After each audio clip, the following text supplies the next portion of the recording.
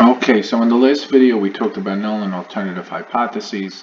Please refer to that if you get a chance. But what happens when we make an error? For instance, what happens if we have now you never prove anything in statistics, so keep that in mind. You never prove anything. What you do is infer. Notice that even when a prosecutor convicts somebody, they'll say it was based on the evidence. The evidence pointed toward a guilty verdict. Because there's always the possibility that even if you have a body, even if you have somebody standing over a body, that they did not commit that crime. So we only infer from evidence that we have. Very important that you understand that distinction in statistics.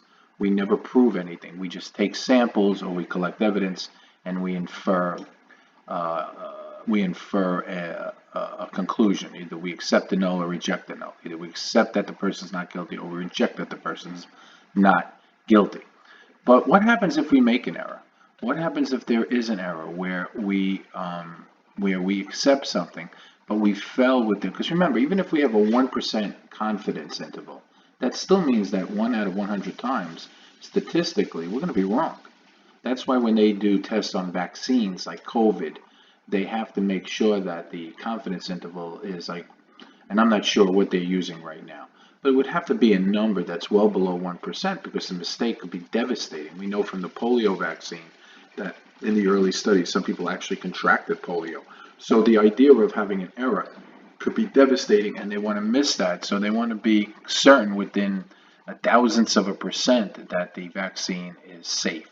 And that's why it takes so long sometimes to get these things approved. So let's look at the reality.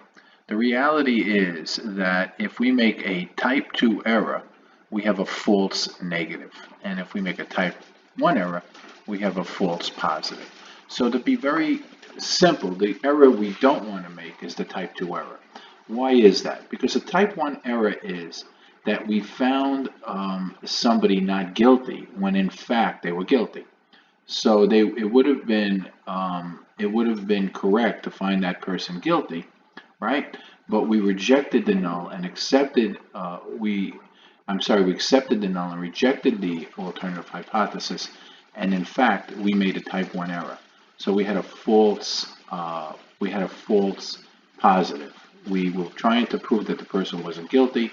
We falsely accepted that the person wasn't guilty, and a guilty party went free.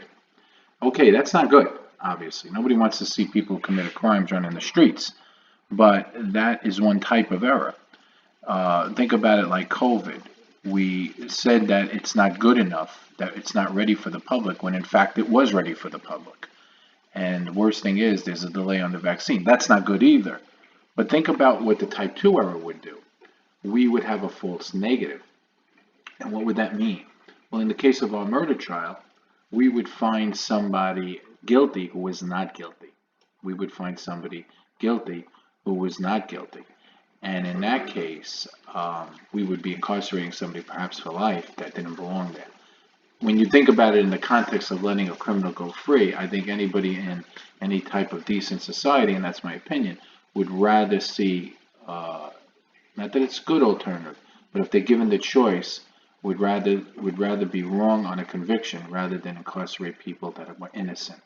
So we don't want those type of false negatives. Okay, we don't want those types of false negatives where we're rejecting the null and accepting the alternative.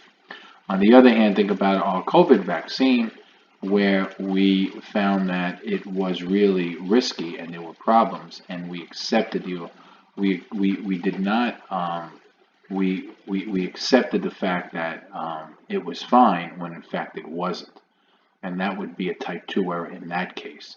We would reject the null, and we would accept the null and reject the alternative.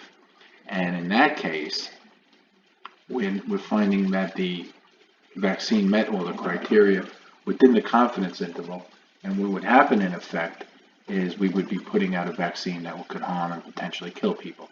So hopefully you understand that. The simple way to think about it, if you're just trying to get your head around the statistics, or you don't want to make the type 2 error. The type 2 error is always going to be the more serious error. The type 1 error is never good, but the type 2 error is definitely not good.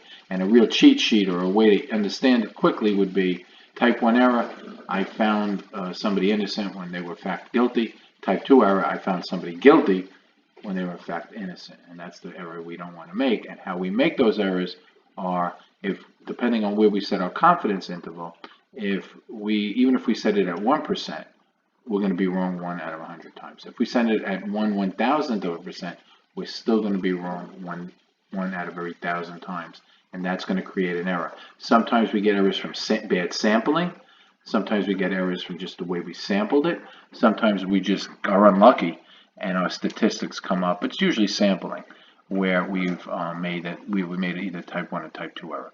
And in the case of a murder trial, it could be just bad evidence, right? Or false evidence, or evidence that proved that somebody was in fact guilty when there were extraneous circumstances and somebody else was involved. We hear about these cases all the time.